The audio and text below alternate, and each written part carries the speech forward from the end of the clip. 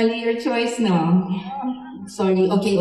Let's move on. Di ba? Libre lang mangarap, managinip ka habang gising. daw na ano, Paano yung mga pinabalita nyo?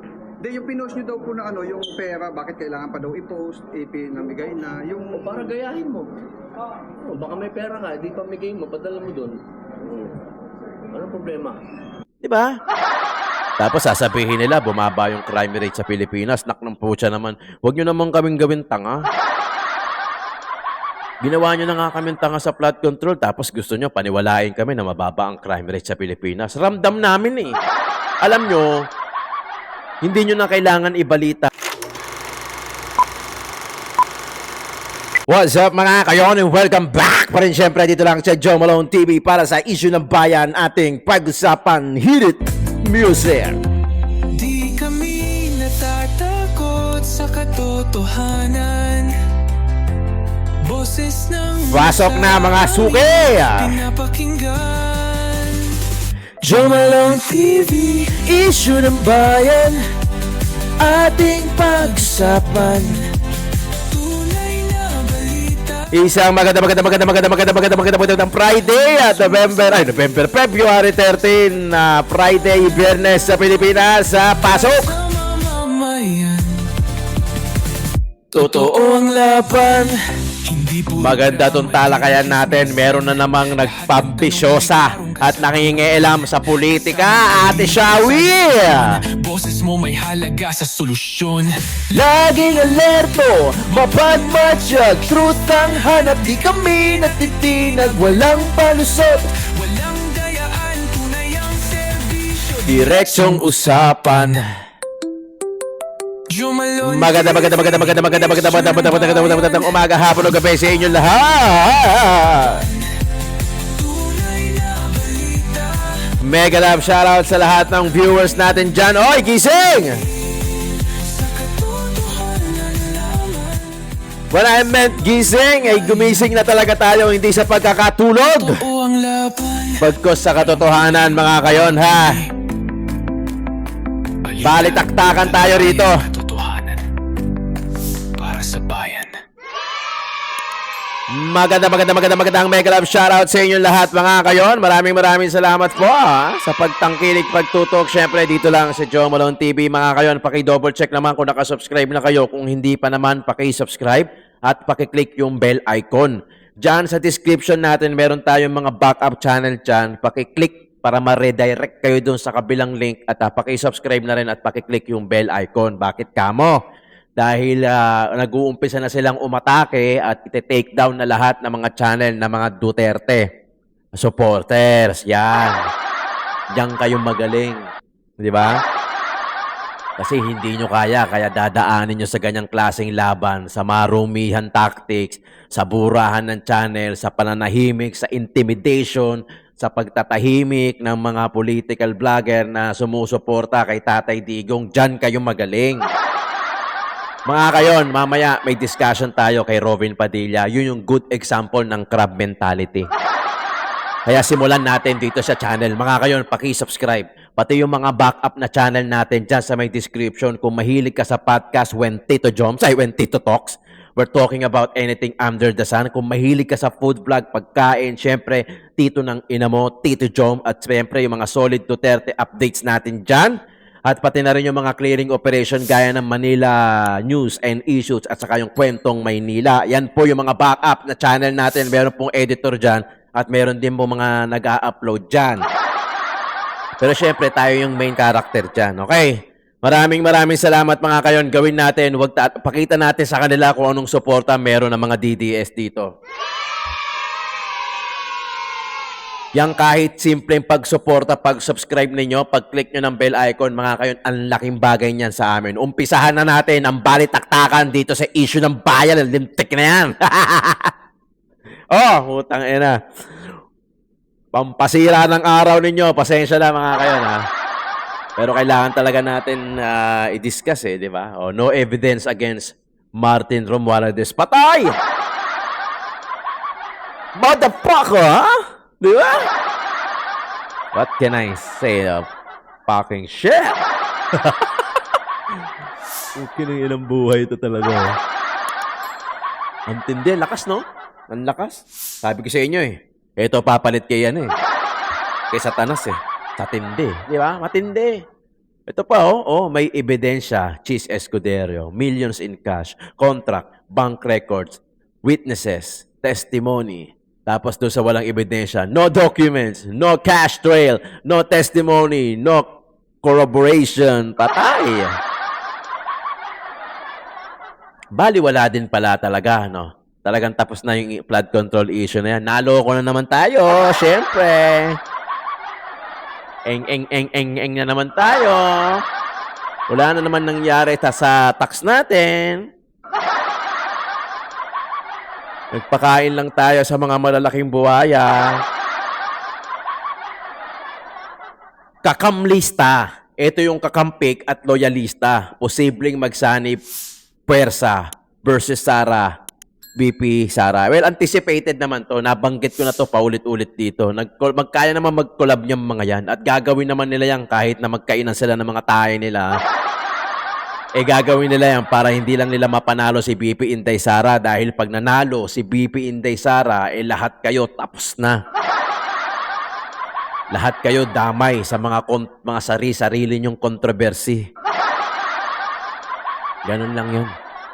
Kumbaga parang kailangan natin patalsikin si BP Inday Sara para ma-safe tayo at hindi tayo madamay sa mga corruption na yan. Ganoon naman Anticipated na to. Expected na to. Alam na natin to. Naghihintay na lang tayo ng 2028 sa totoo lang. Di ba mga kayon? I'm sure naman kayo din nararamdaman nyo yan. Maari manalo sila ngayon in a way na wala Wala na yung flood control. Naniniwala ako na tapos na yan. Impeachment na ang pag-uusapan natin ngayon. Nanalo sila sa ganitong part. Sa ganitong klase. Sa totoo lang, panalo sila. Oo, panalo sila dahil na-divert nila yung issues. Dahil walang napanagot. Diba? May nabasa pa ako parang 200 days ata na wala pa rin na napapanagot about sa flood control. Wala na. Huwag na tayong umasa. Naghihintay na lang tayo ng tamang panahon. Habang sila nag-iisip kung paanong atake yung gagawin nila kay BP Inday Sara. Si BP Inday Sara naman, syempre alam ko naman na nag-iisip din ng mga taktika yan. Pero nananahimik yung tao. Patunay lang na talagang malakas, mind ang ginagamit, hindi bunganga na gaya ng pinaggagawa nito ng may mga PR, mga press release stunt, may mga kanya-kanyang mga post, di ba? Wala ito. Ang tanging pag-asa lang nitong manalo, dadayain. Diyan, mananalo sila. Kaya dapat bantayan natin. Dapat malaki yung agwat. To the point na kahit dayain nila, hindi sasapat yun. Dahil syempre, mag-o-overcount. Kung halimbawa, ang botante, 2 milyon lang. O halimbawa, 2 milyon. Kunyari, 1.5 na kay BP Inday Sara. Sa sobrang layo, 500 lang sa kanila, nagkalat pa. Tapos syempre dadayain nila, hindi pwede, sobra sila sa 2 million account. Mahalata sila nun, di ba? Kaya dapat malayo yung agwat. Mga kayon, lahat tayo may power. Lahat tayo may mga bibig para magsalita, magbigay ng sari-sariling opinion. Gawin natin to para sa bayan. Huwag na para sa atin. Hindi na natin naabutan to Abutan man natin to, unti na lang. Para sa mga anak na natin to. Para sa mga anak ng mga anak natin, sa mga apo natin. Para sa kanila lang itong ginagawa natin ngayon. Tayo, I'm sure yung mga audiences ko na mga 40s, 50s, 60s, hindi ko naman pinapalalangin. Pero syempre, alam mo yon, hindi tayo tumitigil kapag sa usaping ganito para sa mga anak na lang natin. Dahil kawawa Unless doon tayo sa ibang bansa. Di ba lagi sinasabi sa inyo yan? Utang ina talaga. Ayoko na rito sa Pilipinas kung tutuusin. Baka may tutulong sa inyo dyan sa akin. Tayo na, talagang tatrabaho ako sa ibang bansa. Hanggang sa makakuha ko yung ano ko. Ano ba? Hindi pa ako nagsasearch Kayo mga OFW, tatanungin ko, ano ba yung pinakamaikli na in terms of migration para makakuha ko yung pamilya ko dyan sa bansa na kinatutuloyan nyo ngayon? Paki-comment nga dyan sa baba. Tulungan nyo ako para hindi na ako masyado mag-shortlist, magre-research. Ano yung bansa na pinakamaikli na pwede kong i-migrate yung pamilya ko? Diba? Dahil sa totoo lang, gustong-gusto ko na mag-abroad. Okay? Paki-comment dyan sa baba ha. Patulong nga, tingnan natin. Marami akong viewers na OFW eh. Tingnan natin. Okay, game. I hate corruption. Woo! Sauce! I really hate sauce! Mario Joseph. I really sauce! Mukha mo. Siyempre, madali naman sabihin yan. Kahit naman ako, kaya ko sabihin ngayon yan. Eh. Di ba? Pero, siyempre, nasa puso yan. Di ba? Lagi ko sinasabi sa inyo, kung ano ang nasa puso mo, sundin mo. Hindi, totoo. Nasa puso ng tao. Maaari makakapagloko ka ng ibang tao, pero hindi mo maluloko ang sarili mo at hindi mo maluloko ang gumawa sa atin. Walang iba kundi ang Diyos. Diyan kami magkakamali. Ah? There's something I do not like about your presidency, though. There's something I do not like about you being Mr. President and Madam being Madam First Lady. I think it's the fact that I miss years ago just texting to say, Bonget, Lisa, please send me Ilocos Bagnet. You never failed to do that. Mr. President, this is for you. Madam First Lady, this is for you, especially the first song. This is what you requested for. I'm happy to be here, sir. And sir, I have only one vice president there. My date tonight. Mali your choice, no? Sorry. Okay, let's move on. Di ba? Basta, Mr. President, you have my support. I will pray for you. I will pray for the country. I will pray that before we all judge you, that you are allowed to do your job for all of us.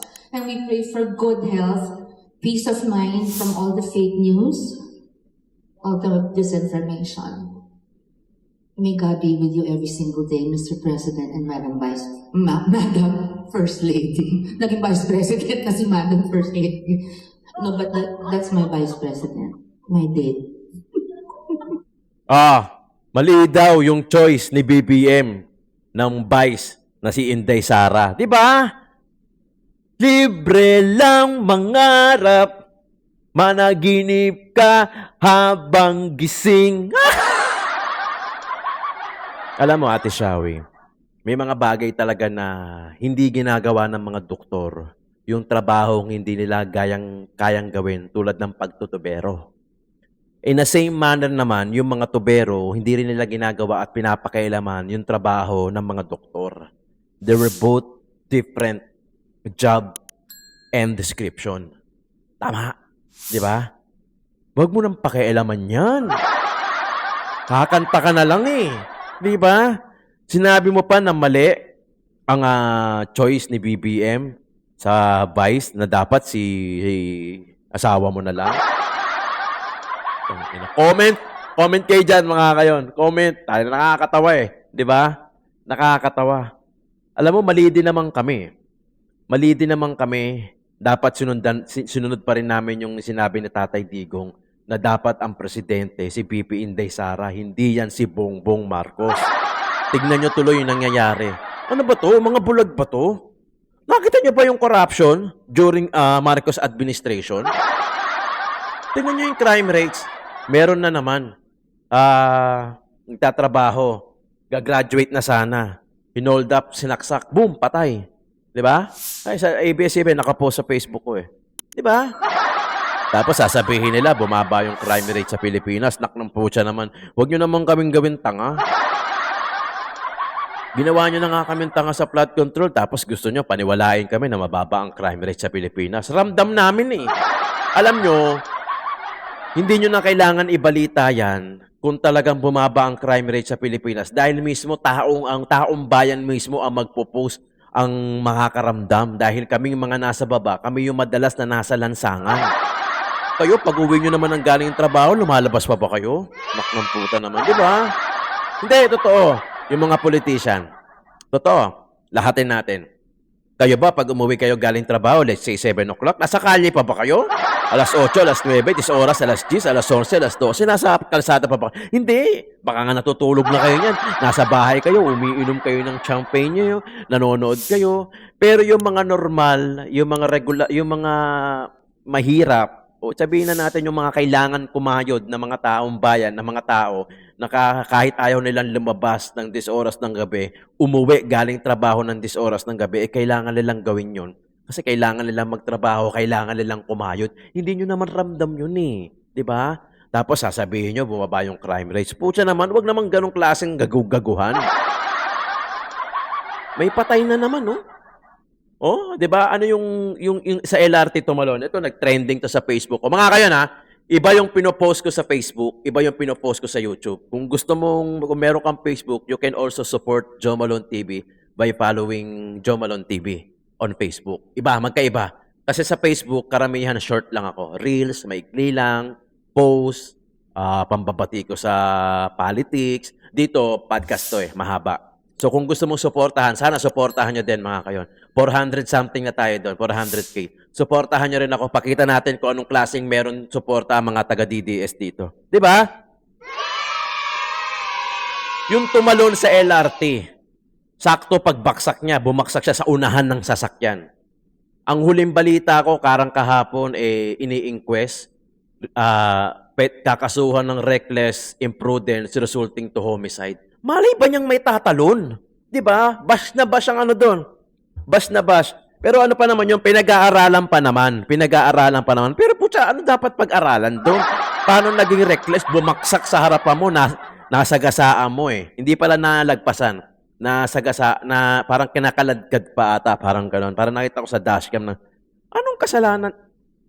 Di ba? Nabash sila doon, sabi, ano bang klaseng sistema meron ng Pilipinas? Mali ba niyang may tatalon, tapos siya pa yung parang may kasalanan? Pera pa yung pinatay na na nag-graduate na estudyante na nagtatrabaho sa fast food, pauwi na, sinaksak. Kasi inagawan ng bag sila, inold up sila. Pera pa yun Tapos sasabihin niyo, bumaba yung crime rate. So, nakakauso naman yun. Di ba?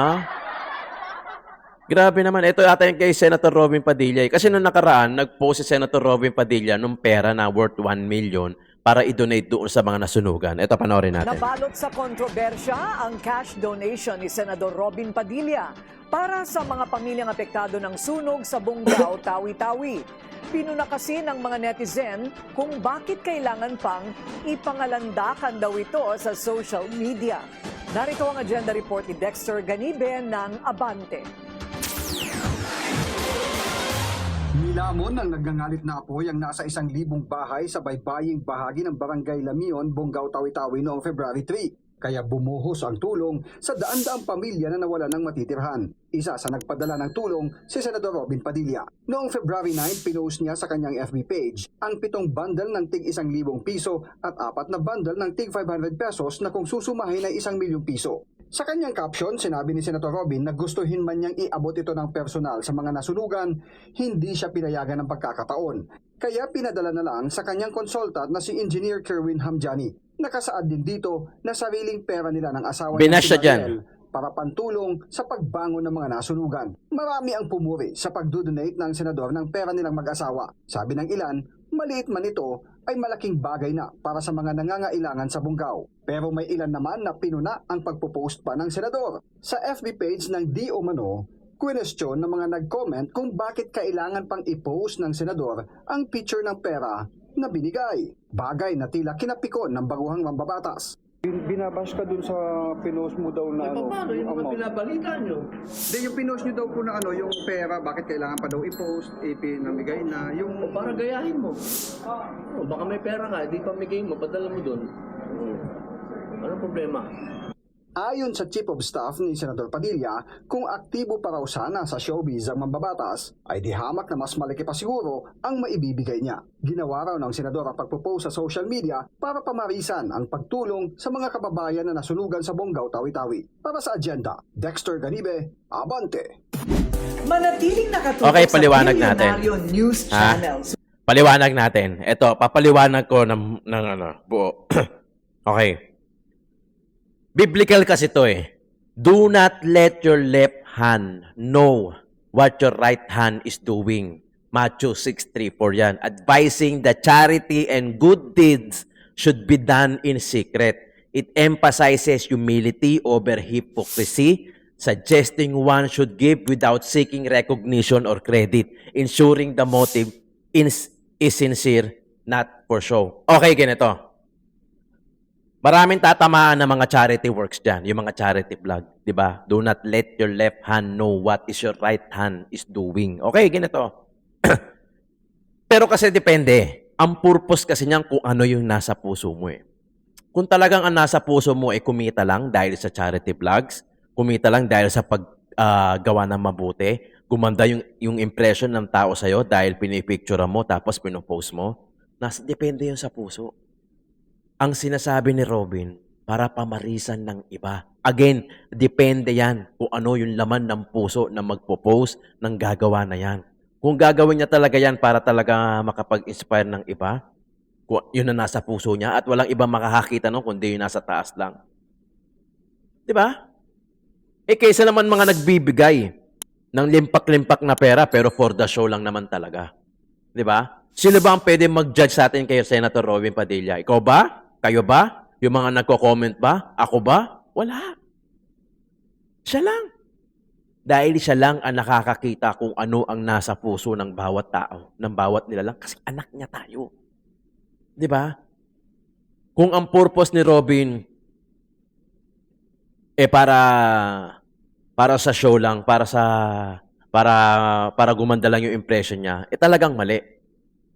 Pero ang purpose niya, gaya ng sinasabi niya, para pamarisan ng iba, sa tingin ko, doon may punto si Robin eh. Di ba? Ang problema, wala naman iba makakakita nun eh, kundi yung nasa taas lang eh. At siya lang din. Di ba? Ano bang gusto natin? Kasi yan ang good example ng crab mentality ng Pinoy eh. Di ba yung kay Ivana Alawi lang? Yung nag-post siya ng nung pulubi siya. Lagi nagbabas si Ivana Alawi dyan eh. Marami nagko-comment. Dito sa Pilipinas, dito ka lang makakakita na kahit anong gawin mo, mabuti man o masaba, may masasabi pa rin yung tao sa'yo. Di gawin mo na lang. Ganun din eh. Gagawa ka ng mabuti, may masasabi. Gagawa ka ng masaba, may masasabi. Di ba?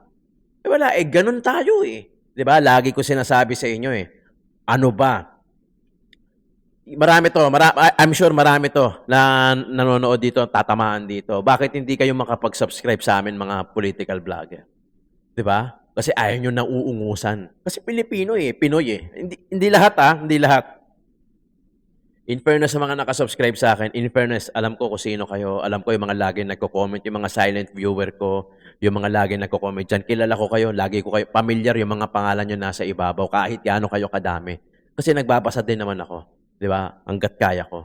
Pero karamihan sa atin, bit-bit yung crab mentality na yun eh. Di ba? Gumawa na mabuti, gumawa na masama, may masasabi ka pa din. Gumawin na lang niya kung ano yung gusto niya. Daig pa natin yung Diyos kung manghusga tayo eh. Di ba? Bakit kailangang i-post? Ang purpose nga ni Robin para maka-inspire ng iba, para makapag-donate dahil kailangan ng maraming pera eh. Para makabangon yung nasunugan na yun. Dahil yung 1 milyon na yun, maliit yun. Isang bahay pa lang yun. Di ba? Alam natin kung magkano ang magpagawa ng bahay ngayon kahit depende sa ganda. Kahit sabihin mong kulang yung 1 milyon na yun. Perhaps ginawa ni Robin yun para maka-inspire at marami mag-donate na mga artista na kapwa niya celebrity o kapwa niya mga politiko. Regardless kung ano man yung purpose ni Senator Robin, ang manghuhusga naman yung nasa taas, hindi naman tayo eh. Bakit kailangan pa natin sabihin yung mga bagay na magpapasakit sa kapwa natin? Gaya ng, pinost mo pa yan. Pinost mo pa yan. Diba? Balik tayo sa charity vlog. Diba? Kaibigan ko si Pugong Biyahero. Kasama ko yan noon sa clearing operation sa Maynila kahit halongkatin nyo pa yung pinakalumang video ni Pugong Biyahero. Clearing operation, kundi pa niya binubura. Clearing operation yung content. Nakasama ko yan sa Maynila. Kay Isko Moreno kami nagsimula. Diba? Hindi ko sinasabing masama yung ginagawa ni Pugong Biyahero. Kaya nga sabi sa Bible, diba? Do not let your left hand know what is your right hand doing. Pero depende again sa puso yun. Kung gaano kalinis yung puso mo sa ginagawa mo. Kumpara naman sa mga nagpapanggap ngayon na akala mo mabait, di ba? Pero ang nasa puso, maitim pala. Di ba? Ganun lang yon. Again, babaksak at babaksak lang tayo sa kung ano ang nasa puso ng bawat isa sa atin. Kung gaano ka kalinis at kung gaano ka pures yung ginagawa mo, yung intention mo. Dahil ngayon talagang lahat, di ba, gaya ng sinasabi ko, lahat tayo makasalanan at hindi natin kayang bayaran yun kung tayo lang mismo. Not unless we accept and we follow Jesus. Siya ang magbabayad, siya ang magtutubos ng mga kasalanan natin, hindi ikaw, hindi ako, hindi sila, at hindi nino man. Kaya nga, I am the truth, the life, di ba? Sabi ni Jesus, di ba? No one comes to the Father except through me.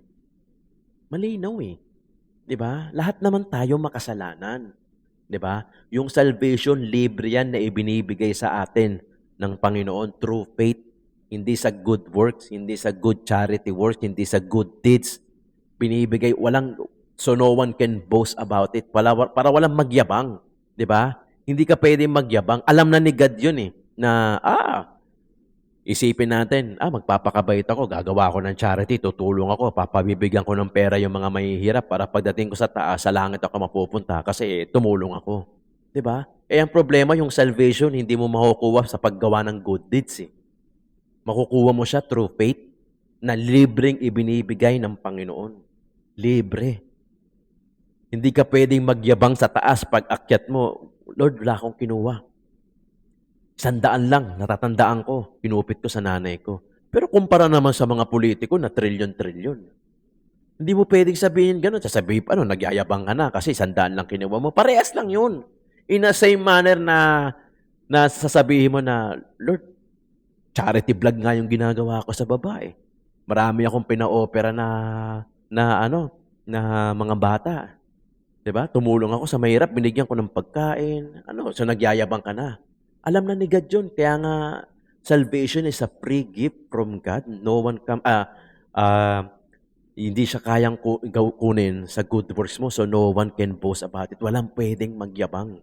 At hindi mo kayang bayaran yung kasalanan mo hanggat hindi mo tinatanggap at pinafollow si Jesus dahil siya lang ang tutubos ng mga kasalanan natin. Ganun kasimple. Kasi ang problema kasi sa atin, akala natin alam na natin lahat. Akala natin masyado tayong makatao dito sa lupa. Masyado tayong worthy na akala natin tayo lang ang may desisyon, tayo lang kaya natin gawin yan. Kaya ko yan. Nagawa ko nga noon, kaya ko ulit gawin yan. Di ba? Kaya nga tayo binababa ni God eh. Kasi gustong-gusto ni God na babalik tayo sa Kanya at hihingi tayo ng tulong sa Kanya. Gustong-gusto niya yun. Na siya lang yung pinapraise natin. Diba? Pag may problema ka, sino tinatawag mo? Pero pagka nakaka-LL ka, nakakaluwag-luwag ka, naaalala mo pa ba? O yung iba, oo. Okay, fine. Yung iba. How about yung iba? Totoo naman eh. Diba? Gumawa man si Senator Robin ng mabuti, magpakasama man siya sa politiko, may masasabi pa rin naman ng tao eh. Bakit? Masyado kayong nagpapakatao eh. Masyado kayong worldly. Di ba? Ang gusto lang natin, ito lang kung ano yung nasa lupa.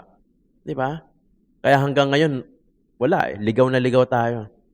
Di ba? Sabi ko nga sa inyo eh, pag ang politiko hindi natatakot sa Diyos, sigurado hindi rin matatakot sa tao yan. Puta, wag na natin iboto yan. Katarantaduhan yan. Di ba?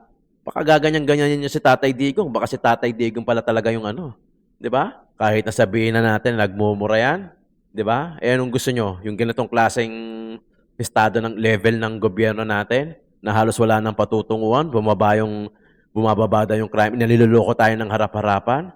Di ba? Ilan yung mga taxes na dapat pampagaang ng taong bayan yung iniisip nila, pero ang iniisip nila, ganun lang kasimple. Huwag na tayong lumayo. Dapat ang interest nila sa taong bayan kung paano gagaang yung buhay ng taong bayan, kung paano bababa yung mga binabayaran ng taong bayan, at kung paano magbe-benefit yung taong bayan doon sa mga proyekto, sa mga batas na ginagawa nila. Pero anong ginagawa nila? Ang pinagkakabisiyan nila kung paano nila pababaksakin yung isang tao lang na nananahimik. Walang iba kundi si BP Inday Sara. Ano pa ba? Ano pa ba yung gagawin ninyo para talagang mapatalsik at mapatumba nyo lang si BP Inday Sara? Lahat na ginawa ninyo eh. Di ba? Kayo naman, yung mga ibang manonood sa atin, puta, isipin nyo naman yung utak ninyo. Logic, very logical.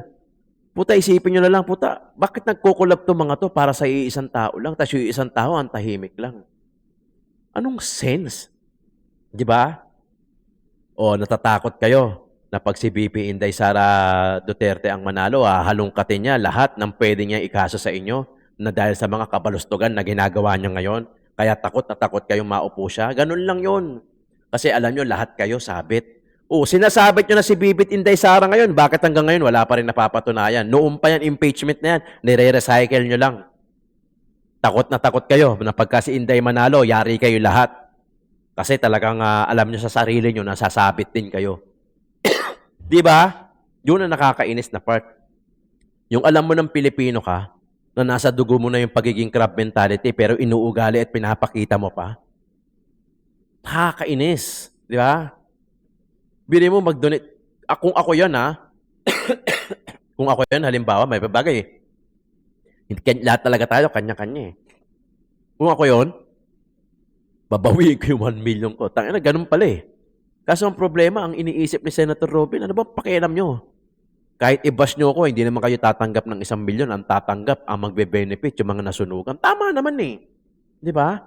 Kahit na sabihin mong 1 million lang yon, malaki pa rin na mararating nun. Marami pa rin pamilya may matutulungan nun. Bakit kailangan, kung sabi nga, kung wala ka nang masabi, itiklop mo na lang yung bibig mo. Wala ka naman din maiambag. Yung mga nagsabi ba na yon, na bakit kailangan pang i-post, may naibigay ba yon? Baka mamaya naggagagano nyo, wala rin palang naibigay yon. I'm sure wala rin naman silang mga naibigay. Di ba? Yun yung nakakainis sa pagiging Pilipino. Yung ayaw natin na nauungusan yung kapwa natin Pilipino, na putya parang, ano ba? Ano ba kung ako mauna? Di ba? Na ako, kahit paano nakaalwal, pinaghirapan ko din naman yun. Di ba? Nakakainis yan mga kaya. Okay, maraming salamat. Issue ng bayan, ating pag-usapan.